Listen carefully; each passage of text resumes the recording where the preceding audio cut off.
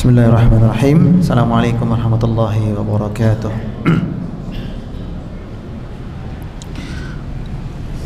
Alhamdulillah wassalatu wassalamu ala nabiyyina al-mustafa rasulillah wa ala alihi wa ashabihi wa man tabi'ahum bi ihsanin ila yaumil qiyamah, amma ba'd. Jemaah sekalian yang semoga senantiasa dirahmati Allah Subhanahu wa taala. Kita lanjutkan pembahasan kita masih dari seputar haji wada'. Setelah Nabi menuntaskan prosesi tawaf, kemudian sa'i, ya, yang mana beliau hajinya adalah haji ifrad, ya, bukan haji tamattu'. Maka Nabi memerintahkan para sahabat untuk tahallul, karena para sahabat sudah diubah niatnya menjadi haji tamattu', artinya umrah dulu, sementara Nabi haji ifrad.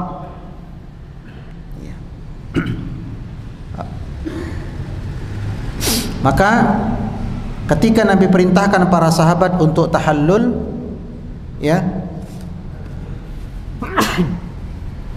mereka kaget. Apa kata mereka? Wahai Rasulullah, kami ini berangkat dari Madinah untuk haji. Ya, gimana ceritanya kok bisa diubah, kemudian jadi umroh dulu baru kemudian haji? Maka mereka masih kebingungan. Lalu Rasulullah bersabda, if'alu ma amarukum, ya, kerjakan apa yang telah aku perintahkan. Ayo tahallul semua, potong rambut kalian. Ternyata setelah Nabi suruh pun mereka masih apa? Masih ragu juga. Apa iya kita ini umroh dulu gitu ya? Sebab di masa jahiliyah umrah di musim haji itu aib. Ya, jadi kalau umrahnya bulan apa? Syawal, Zulqa'dah, Zulhijjah. Di tradisinya orang-orang Arab jahiliyah, kalau ada orang mau umrah itu memalukan. Sebab bagi mereka 3 bulan ini pure, murni untuk haji. Nah, Nabi ingin mengenyahkan pemahaman ini. Nabi ingin menghapuskan pemahaman seperti ini yang melarang orang umrah di bulan-bulan haji. Karena sejatinya secara fikih Islam sah dan boleh umrah ketika musim haji. Ya, umrah Syawal, ya kan? Umrah Zulqa'dah. Tapi kalau sekarang ya biasanya di akhir Syawal sudah ditutup untuk persiapan haji. Tapi bagi orang Mekah sekitarnya yang mau umroh ya monggo, tidak mengapa. Asal bukan umrohnya di tanggal 8 sampai 13. Sebab 8 sampai 13 Zulhijjah ini harinya hari haji, ya. Mereka masih tanya lagi, ayyuhilla ya Rasulullah. Wahai Rasulullah, beneran nih kami tahallul, potong rambut sekarang? Kata Nabi, na'am if'alu. Iya bener, udah potong aja rambut kalian. Ternyata mereka masih ragu juga.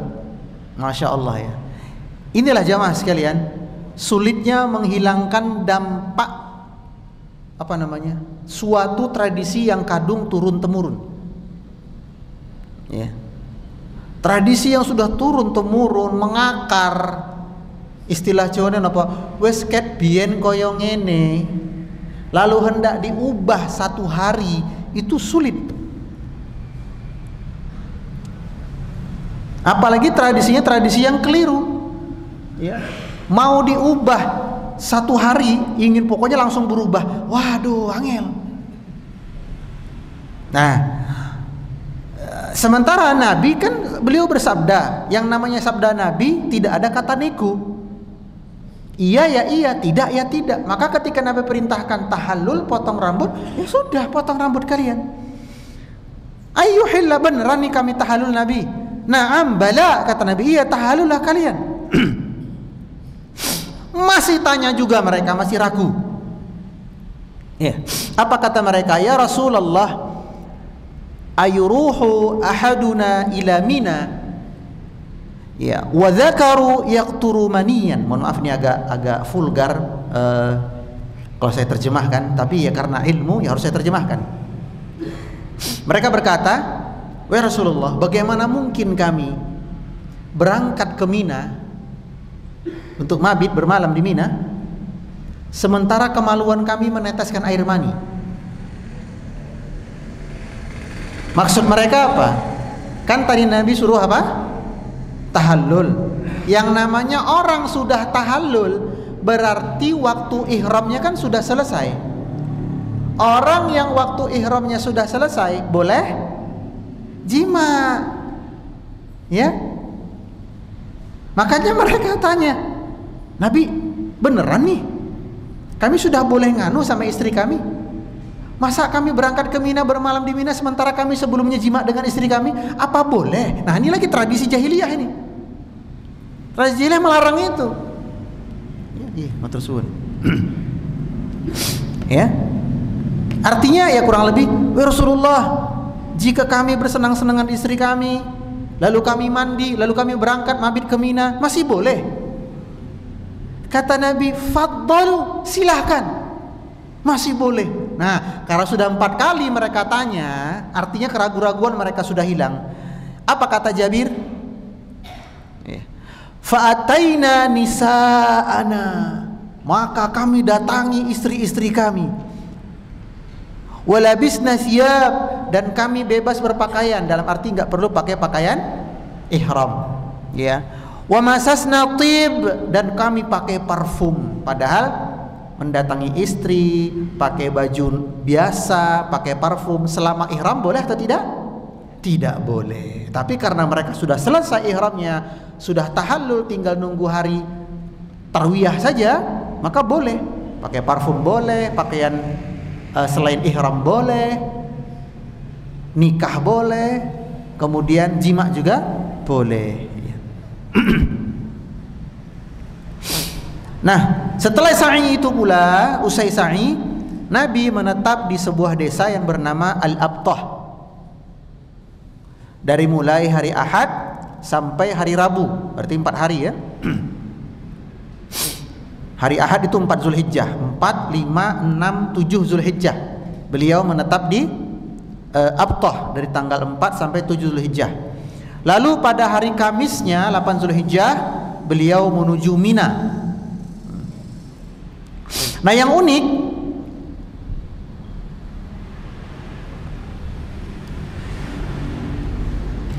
ini kalau saya terjemah begini enaknya. Yang unik, selama Nabi berada di Abtah, beliau sholat di tenda beliau. Beliau tidak sholat ke Masjidil Haram. Bahasanya kita tenda orang haji itu loh, ya. Jadi beliau sholatnya di mana?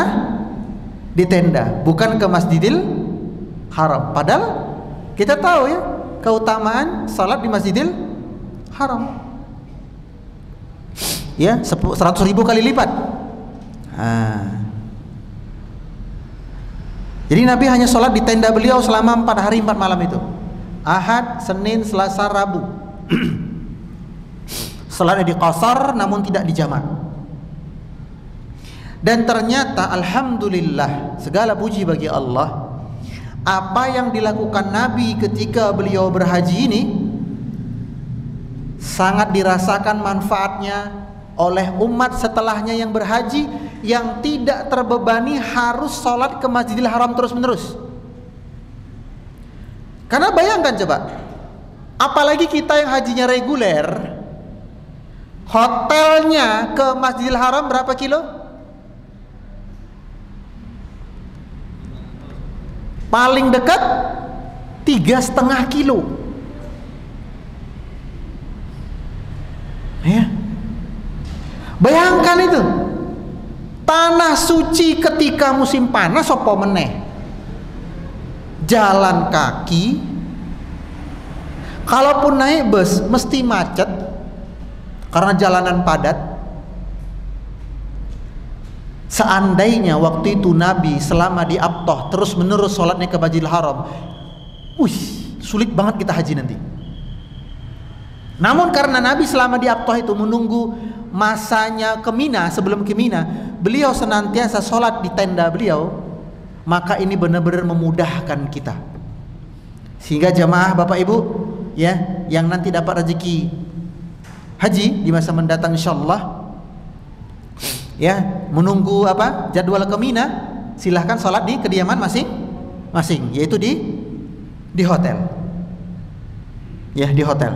Kenapa? Karena kalau memaksakan diri untuk terus menerus sholat ke Masjidil Haram sebelum ke Mina, khawatirnya fisiknya drop, karena puncak hajinya belum ya. The real sesungguhnya perjuangan haji itu sejak tanggal 8, 9, 10 sampai 13. Nah, maka jaga kondisi fisik ya. Kecuali jenengan haji spesial yang hotelnya di Zamzam Tower. Wah. Ya. Atau apa? Swiss Hotel atau Frontel. Yang mana hotel-hotel tadi buka jendela langsung lihat Ka'bah, kelihatan dari atas. Atau lihat minimal lihat pelataran Masjidil Haram. Jenengan turun lift, keluar kamar, turun lift, keluar dari hotel langsung ketemu pelataran Masjidil Haram. Monggo tiap sholat ke situ. Tapi untuk dapat hotel haji di situ harganya ya, gadai ginjal pun nggak cukup. Nggak cukup. Ya. Ini keringanan dari Nabi kita. Alhamdulillah. Dan selama menanti mabit di Mina itu Nabi juga tidak melaksanakan tawaf sunnah. Tidak melaksanakan tawaf sunnah. Sebabnya kata Ibnu Hajar, Nabi khawatir itu jadi wajib. Ya.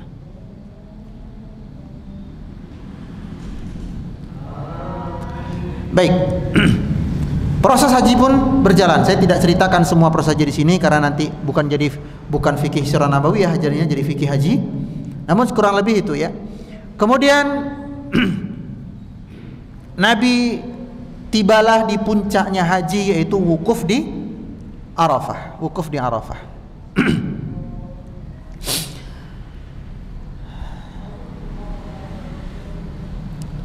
Kebetulan wukuf di Arafah tanggal 9 itu bertepatan dengan hari apa? Tadi kan Nabi Ahad, Senin, Selasa, Rabu di Abtah, ya kan? Kamis tanggal 8 di Mina. Berarti Arafahnya hari apa? Jumat. Nah, bertepatan dengan hari Jumat berarti Nabi di Arafah. Maka Nabi SAW sebelum berkumandang azan sholat zuhur, Nabi berkhutbah. Dan Nabi ketika wukuf di Arafah pada hari Jumat itu, Nabi tidak mengerjakan sholat Jumat, tapi Nabi mengerjakan sholat zuhur, dan itu dilakukan dengan diqasar. Kenapa? Karena Nabi sedang safar. Orang yang safar mendapatkan banyak rukhsah. Salat yang wajib boleh diqasar, salat Jumat boleh diganti salat zuhur, boleh untuk tidak berpuasa, ya, dan semisalnya. Maka Nabi tidak mengerjakan salat Jumat, meskipun itu hari Jumat Nabi wukufnya. Kemudian Nabi berkhutbah kurang lebih, kalau kira-kira waktu kita sekitar setengah jam sebelum masuk waktu zuhur. Beliau berkhutbah di hadapan manusia di Padang Arafah. Waktu itu yang hadir kurang lebih 120.000 orang. Pertanyaannya, Nabi ketika berkhutbah di Arafah Gimana cara supaya suara Nabi sampai kepada orang yang berada di barisan paling belakang. Sementara waktu itu belum ada teknologi apa?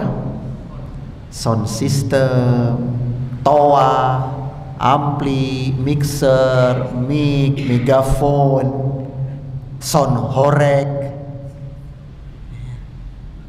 Nah, gimana cara supaya suara Nabi sampai?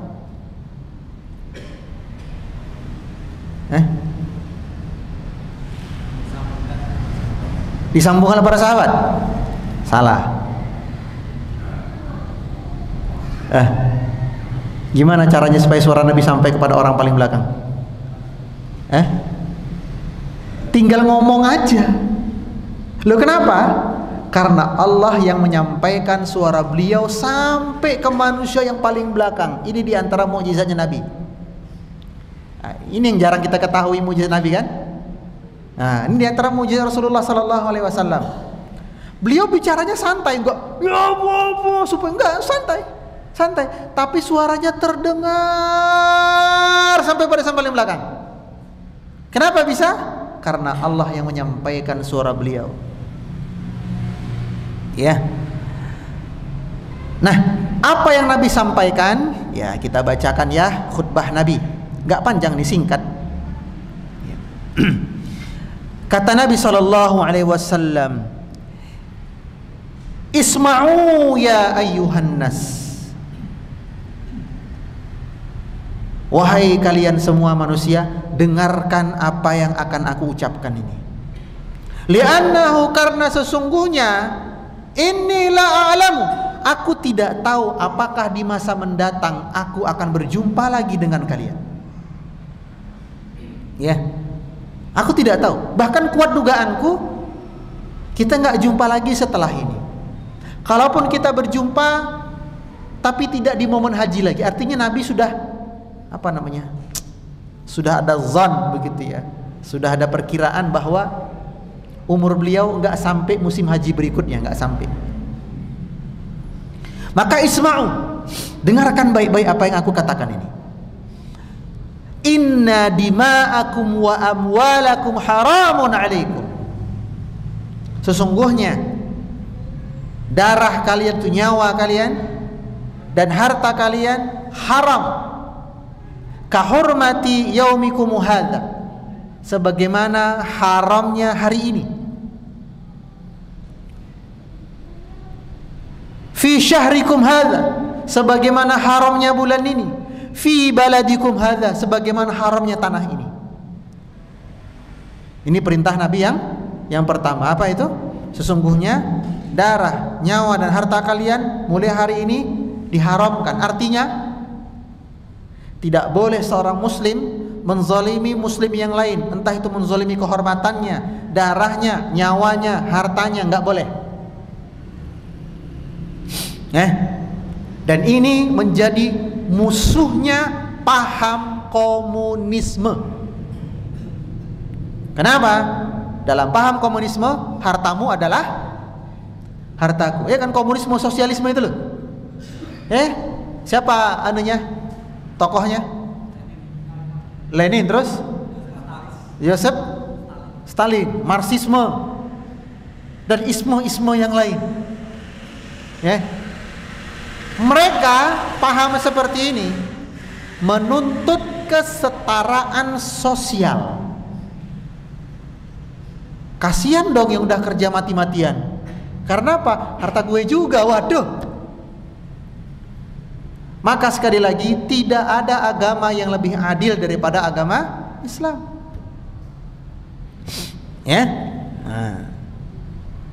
Dan ini juga menjadi salah satu maqasid syariah. Turunnya syariat Islam untuk menjaga 5 perkara. 2 diantaranya nyawa dan harta. Nyawa dijaga oleh Islam dengan larangan membunuh, dan bagi siapa yang membunuh hukumnya bunuh. Qisas. Walakum fil qisasi hayatu ya ulil albab, katanya Allah. Ketahuilah, hukum qisas itu untuk kehidupan kalian.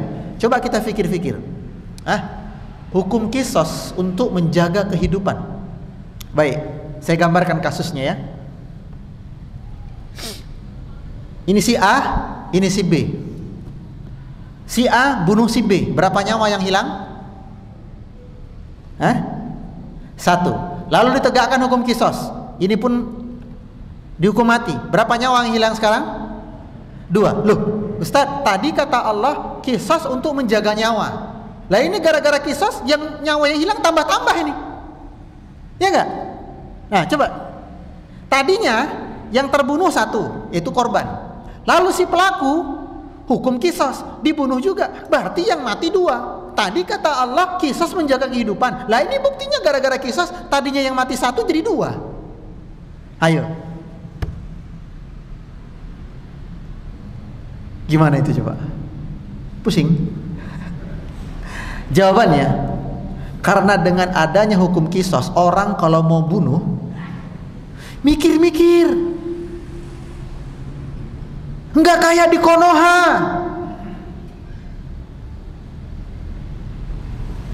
Ya, bunuh 7 tahun udah keluar, asal berkelakuan baik, keluar jahat meneh, mata ini wong meneh. Makanya di negeri Konoha, bukan negeri kita, orang gampang banget menghilangkan nyawa. Gara-gara ini murah sekali harga nyawa ya. Kemudian wa amwalakum, harta kalian juga dijaga oleh agama Islam, maka tidak boleh seorang muslim merampas harta muslim yang lain dengan cara apapun. Baik dengan tindak kekerasan, pencurian, perampokan, atau dengan main cantik seperti unsur-unsur penipuan. Dan penipuan yang paling menjijikkan adalah penipuan berkedok agama. Contohnya apa? Visa haji.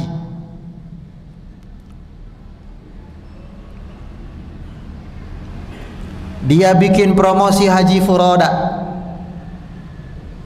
Ternyata visanya visa ziarah atau visa multiple. Lalu jemaahnya diumpetkan di bagasi bus,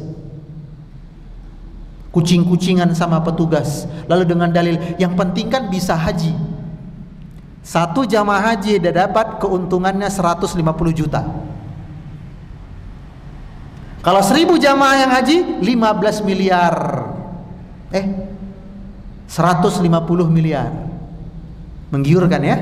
Karena memang membisniskan agama itu paling menggiurkan. Dia menzolimi harta kaum muslimin.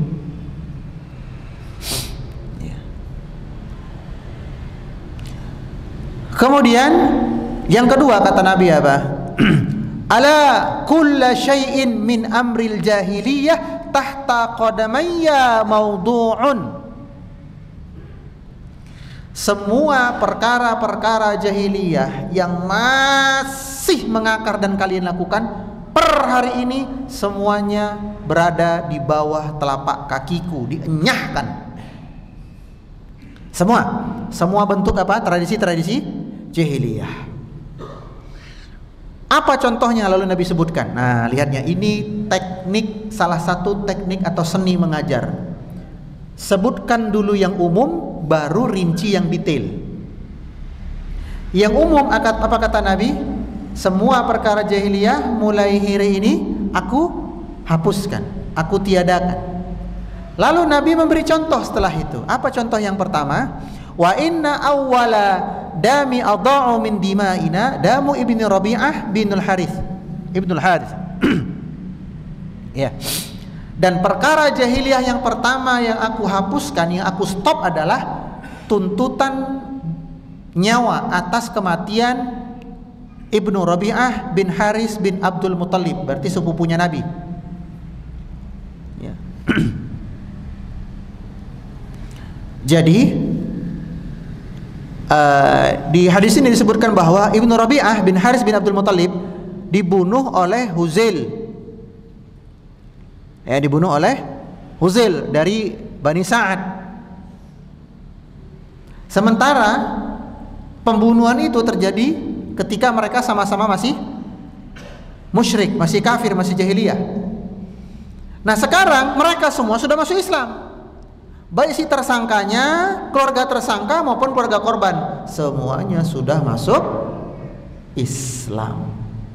Maka keluarga sepupuku ini, yaitu keluarganya Ibnu Rabi'ah, tidak berhak menuntut nyawa atas kematian Ibnu Rabi'ah kepada Huzail Bani Sa'ad. Cerdasnya Nabi, yang Nabi hapuskan pertama kali perkara tuntutan nyawa, dan itu beliau mulai dari tuntutan keluarga beliau sendiri. Dah, keluargaku sudah memaafkan.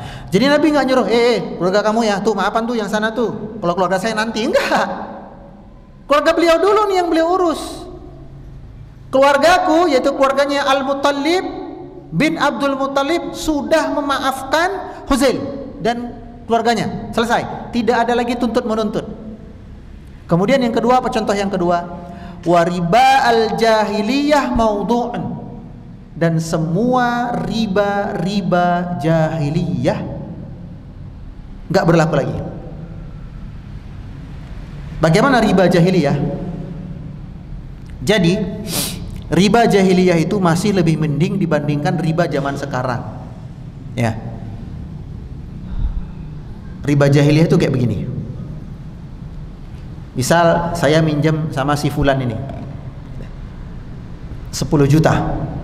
Saya cicil selama 5 bulan, berarti sebulan 2 juta, 2 juta, 2 juta. Ya udah, karena saya pinjamnya 10 juta, dikasih ke saya ya 10 juta. Dan lalu yang saya kembalikan selama 5 bulan, berarti per bulan 2 juta, 2 juta, 2 juta, 2 juta, 2 juta, selesai.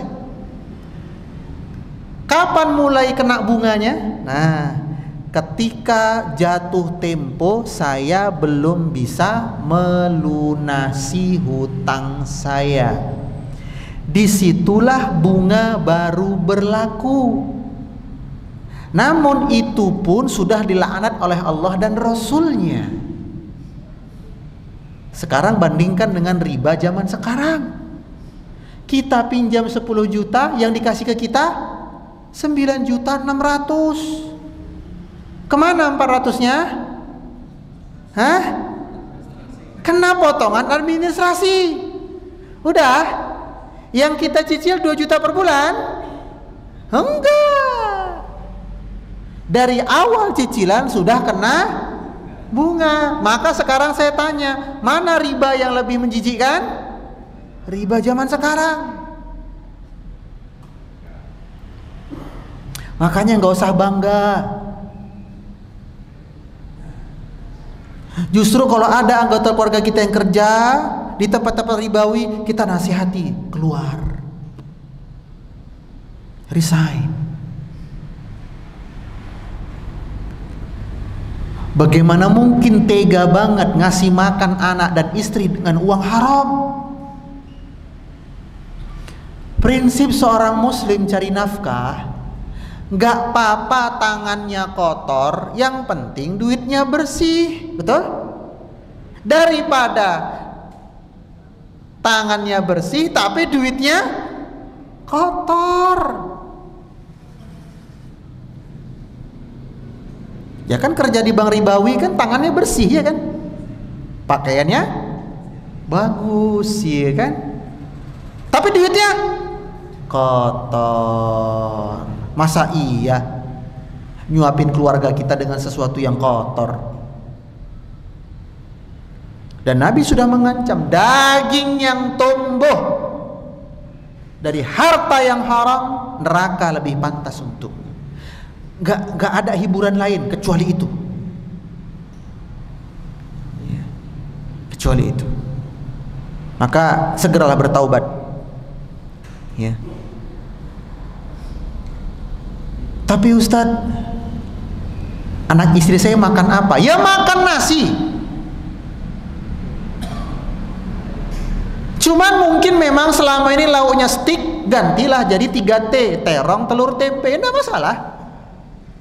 4T sekali-kali, telur,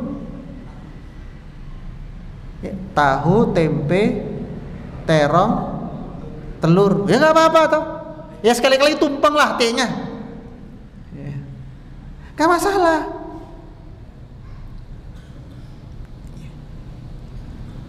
Anda kan punya ijazah, punya skill. Kok takut gak bisa nyari kerjaan? Ayam gak pernah sekolah, anak 10 makan semua tuh anaknya, gak ada yang mati. Gak ada yang mati. Gak pernah sejarahnya ayam protes kepada majikannya. Pak, opo? Pok pok pok pok. Kamu kenapa ya? Pok pok pok pok pok pok. Susah nyari kerja. Pok pok. Lah mula nih sekolah. Lah pok pok pok pok pok pok. Saya nggak pernah sekolah, nggak pernah. Anaknya oke. Nang di melu.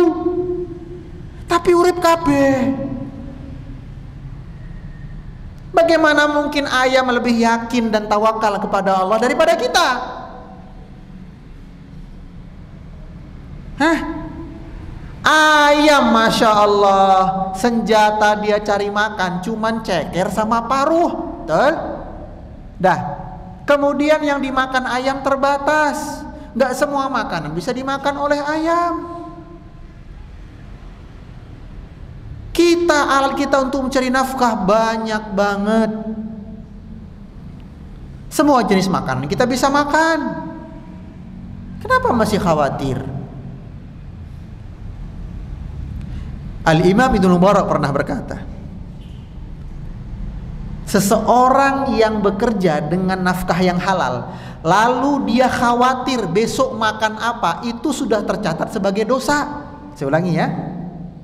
Orang yang bekerja dengan cara yang halal, lalu dia khawatir besok makan apa, itu sudah dicatat sebagai dosa. Apalagi orang yang kerja di tempat yang haram, khawatir besok makan apa, dosanya lebih lagi.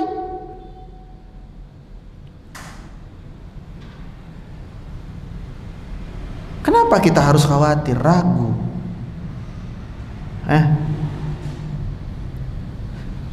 Semiskin itukah Allah di mata kita? Sehingga kita ragu dengan janji-janji Allah. Allah Azza wa Jalla berfirman, "Wa ma min dabbatin illa 'ala Allahi rizquha." Binatang melata udah aku jatah rezekinya, katanya Allah. Binatang melata loh. Ulet randuwe tangan, randuwe sikil, apa meneh montor. Tapi kata Allah apa? Rezekinya telah aku jamin. Ya, yakin dengan janji Allah. Karena apa? Karena Allah sesuai dengan persangkaan hambanya. Ketika hamba tahu Allah adalah Tuhanku, baik ketika aku kerja di tempat yang haram maupun aku kerja di tempat yang halal, Tuhanku masih sama. Kenapa aku masih ragu? Jutaan makhluk di lautan saja Allah jatah rezekinya, apalagi diriku.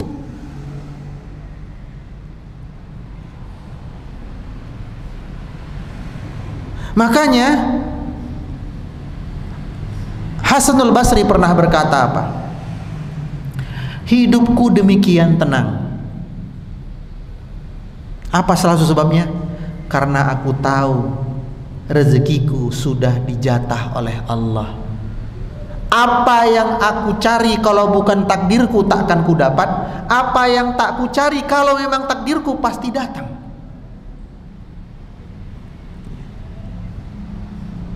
Maka kuatkan tawakal kepada Allah.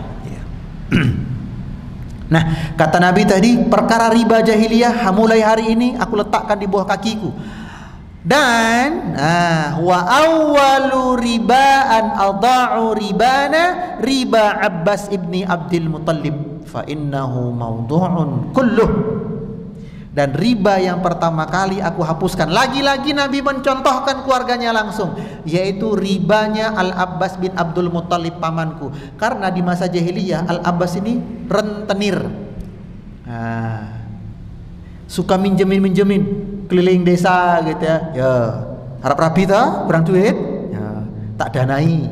Tapi engko nyicil ya. Saulan sak ene.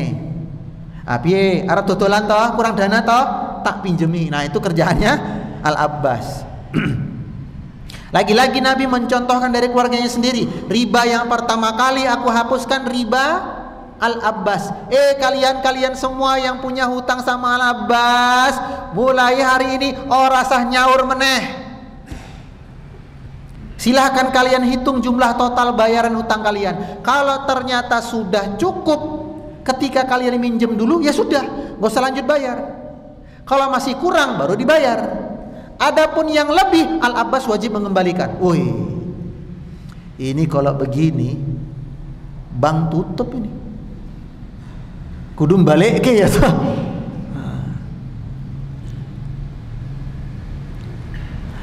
Ini wasiat Nabi yang pertama, yaitu masalah nyawa dan masalah harta. Lalu yang kedua, wasiat Nabi apa? Nah, yang pertama masalah nyawa dan harta, yang kedua masalah perkara jahiliyah, yang ketiga, nah, fattaqullahu fin nisa. Bertakwalah kalian kepada Allah dalam urusan wanita kalian, yaitu istri kalian di sini maksudnya ya. Ini wukuf di Arafah yang memang mayoritas yang hadir waktu itu laki-laki. Maka Nabi pesankan apa? Takutlah kalian kepada Allah perihal perlakuan kalian kepada istri kalian. Limadza? Apa sebabnya? Akhadhtumuhunna bi amanillah. Karena kalian mengambilnya dari tangan walinya itu dengan amanah dari Allah, yaitu ijab qabul. Wastahlaltum furujahunna bi kalimatillah. Dan kalian menghalalkan kemaluan mereka dengan kalimat Allah, ijab qabul. Lihat ya, pesan Nabi ini apa?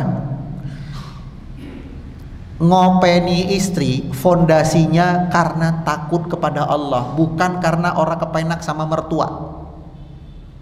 Ingat, ibadah itu berpahala asal kita lakukan karena Allah. Maka rugi sekali loh kita yang udah jadi suami belasan tahun, puluhan tahun, kita nafkahi istri kita karena takut sama mertua, nggak dapat pahala, rugi. Ya, kita berjuang mencari nafkah, lalu kita berikan kepada istri kita semata-mata karena takut kepada Allah. Sehingga setiap 1 rupiah yang kita berikan kepada istri kita, entah itu berupa uang atau makanan, pakaian, tempat tinggal, kontrakan rumah, listrik, pendidikan, macam-macam semuanya, itu tercatat sebagai pahala. Betapa besar pahalanya para suami kalau dia berniat semata-mata karena Allah. Jadi jangan kira ibadah itu cuma sholat, zikir, haji, umrah, enggak.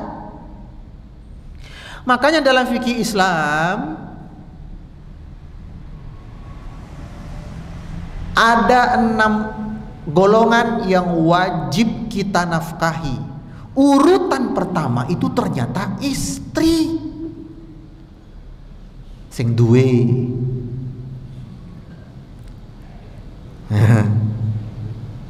Ternyata apa tadi? Urutan pertama yang paling wajib untuk kita kasih nafkah sinten? Istri. Sepakat, Bu?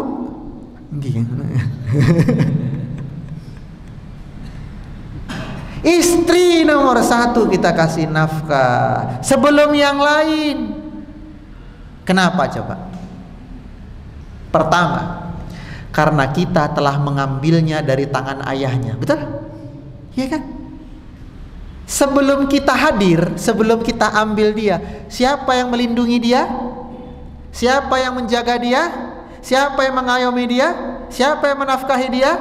Ayahnya. Lalu sekonyong-konyong kita ambil.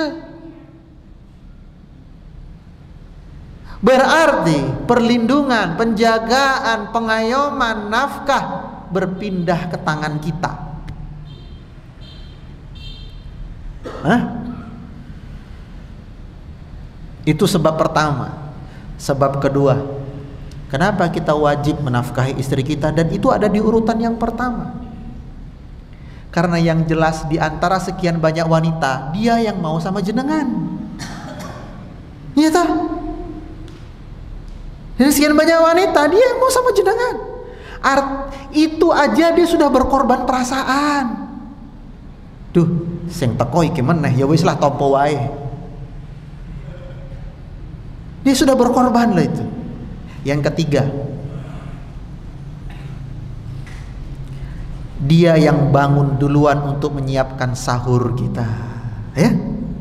Nah, iya kan? Padahal malam tadi dia juga yang tidur terakhir, ya enggak? Hah? Coba lihat di bulan Ramadan, yang tidur terakhir siapa? Istri. Yang bangun pertama siapa? Istri. Tentu dia yang paling berhak untuk kita kasih nafkah. Dia yang siapkan sarapan kita, yang nyetrikakan baju kita, yang membersihkan rumah kita, yang menjaga anak-anak kita. Seandainya untuk setiap pekerjaan kita rekrut satu karyawan, sanggup kita bayar? Tukang nyuci satu, tukang nyetrika beda lagi, tukang bersih-bersih rumah beda, tukang kebun beda, supir antar jemput anak beda, tukang masak beda. Kalau ini 6 karyawan mau kita gaji, cukup gaji UMR Jogja? Enggak cukup.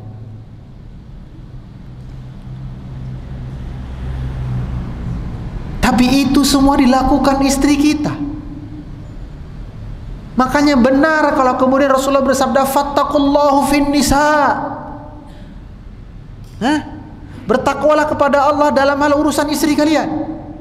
Bahkan nih bapak-bapak, wahai para suami, seandainya istri kita tidak punya jasa yang lain kepada kita kecuali satu, yaitu melahirkan anak untuk kita. Tidak ada jasanya yang lain, cuman itu tok, ya, cuman itu tok, jasa yang lain gak ada, cuman melahirkan anak kita. Itu udah lebih dari cukup bagi kita para suami untuk senantiasa berbuat baik kepada istri kita, ya.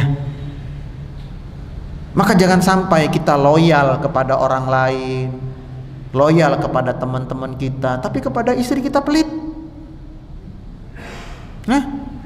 Mas, bok zuhud deh, zuhud, masya Allah. Mas, soto yang sana enak loh mas, larang nih, semangkok 15.000, kayak lo, gang depan rumah 7.000, zuhud, masya Allah. Giliran teman-teman goes, teman-teman mancing, ya, jalan kemana, kang soto kene, udah kene langsung istimewa kayak lo. Masakannya jos, yang totolan yo jos waiki. Jangan, istri kita harus kita loyal. Loyal sama istri. Karena apa? Dengan kita loyal sama istri kita, hati dia senang. Kalau istri hatinya sudah senang, dia ngopeni anak juga senang. Berpengaruh langsung loh itu. Ya memang fitrahnya wanita. Mau gimana lagi? Fitrahnya wanita itu senang dinafkahi, senang dikei loh. Dek, iki apa mas? Bulanan. Loh, kan udah minggu lalu. Yang kono ya habiskan. Ini tambahan baru. Seneng dia. Kalau dia sudah seneng ngopeni anak kita, wes seneng dia. Ya Allahu a'lam. Azan dulu ya.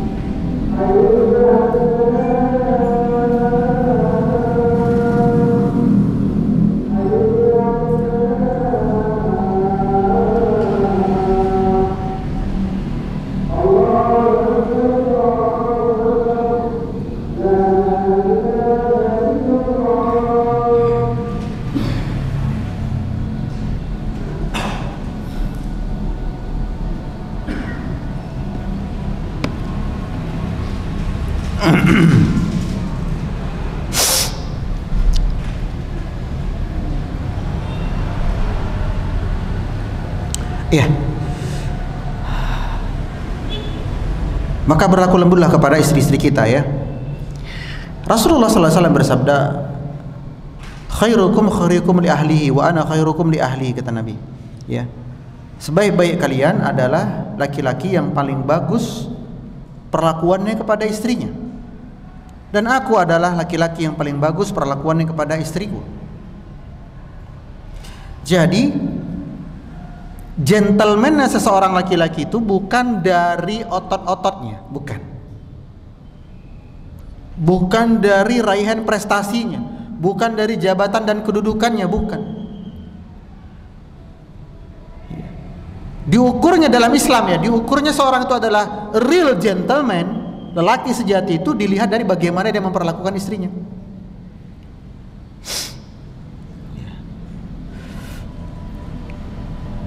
Dan ingat bapak-bapak bahwa istri kita itu wanita. Yang namanya wanita itu ibarat apa? Ranting yang bengkok. Makanya kelanjutan hadisnya apa kata Nabi?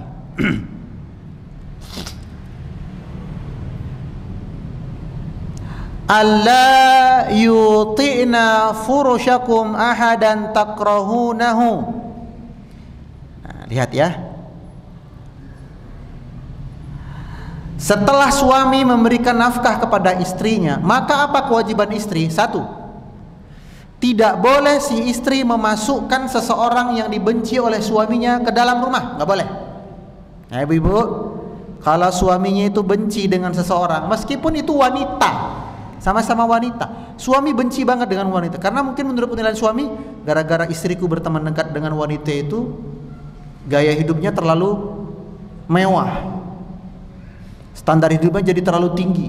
Nah, kau jauhi, jangan bergaul dengan dia. Maka nggak boleh wanita tadi memasukkan temannya tersebut ke rumah, nggak boleh, haram. Ya. Apalagi yang dimasukkan lawan jenis, wah lebih nggak boleh. Fa in fa'alna dzalik, kalau istrimu melakukan hal yang demikian, yaitu memasukkan seorang wanita yang dibenci oleh si suami, fatribuhunna daraban ghaira mubarrih, maka kalian berhak untuk memukulnya dengan pukulan yang tidak meninggalkan bekas. Pukulan yang tidak meninggalkan bekas. Gimana caranya? Waduh, dipukul pakai bantal, pakai guling. Nah, itu tidak akan membekas ya. Tapi itu langkah terakhir tentunya jamaah bapak-bapak sekalian ya. Walahunna alaikum rizquhunna wa kiswatuhunna bil ma'ruf, maka kalian wajib untuk memberikan rezeki kepadanya berupa pakaian dan tempat tinggal, dan diberikan dengan cara yang ma'ruf, dengan cara yang baik. Artinya apa? Artinya seorang suami, saya ulangi ya, ini penting ini bagi kita para suami. Ketika kita memberikan nafkah, baik itu makanan, pakaian, tempat tinggal, wajib bagi kita memberikannya kepada istri kita bil ma'ruf, dengan baik. Apa yang dimaksud dengan baik di sini? Satu, sumber nafkahnya dari yang baik, nggak boleh dari yang haram. Yang kedua, cara memberikannya dengan cara yang baik. Misalnya bapak belikan gamis baru untuk ibu, yuhu bunda, apa tuh? Nih gamis baru, kasih baik-baik bukan? Ya. Ki anyar meneh, mumpung promo nyoh. Enggak, dengan cara yang baik. Yang ketiga, kualitas.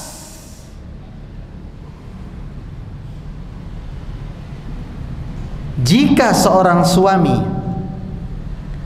berpakaian dengan kualitas pakaian 300.000 ke atas, maka istri juga punya hak memakai pakaian yang 300.000 ke atas. Maka hati-hati para bapak. Ya. Ya, beli sesuatu, nah berarti yang dipakai istri, yang digunakan istri juga harganya setara itu. Makna yang keempat dari bil ma'ruf adalah sesuai dengan kemampuan suami, bukan sesuai keinginan istri. Nah, ya, disesuaikan dengan kemampuan suami, bukan disesuaikan dengan kepengennya istri. Oh, nek sesuai kepengenan istri, tumpur kita, Pak, bangkrut. Tapi sesuai dengan kemampuan kita, artinya kalau kita mampu memberikan rumah kontrakan untuk istri kita 30 juta setahun, berikan. Kalau mampu. Tapi kalau kita hanya mampu memberikan kontrakan 10 juta setahun, dan itu sudah kita berupaya maksimal, ya berikan. Dan istri tidak boleh menuntut lebih. Istri tidak boleh menuntut lebih, ya. Maka hargai, ya Bu, pengorbanan suami. Ketahuilah bahwa selama suami ibu masih normal, akalnya masih sehat, pasti suami ibu punya prinsip kesusahan hanya aku yang merasakan. Anak istriku nggak boleh. Namun terkadang rezeki Allah kan beda-beda, ya tak? Ada yang Allah rezekikan sehari 1 juta, ada yang sehari 500.000, ada yang sehari 100.000, ada yang sehari cuman bisa makan doang. Selama ibu punya suami sudah bertarung, sudah fight, sudah bersungguh-sungguh, peras keringat, banting tulang, pagi sampai sore kerja biasa, malam masih jualan lagi, hargai. Ya, hargai usahanya. Masih banyak ini nasihat dari Nabi atau pesan dari Nabi. Kita lanjutkan di pertemuan yang akan datang, ya. Barakallahu fiik. Subhanakallahumma wa bihamdika, asyhadu an la ilaha illa anta, astaghfiruka wa atubu ilaik. Wassalamualaikum warahmatullahi wabarakatuh.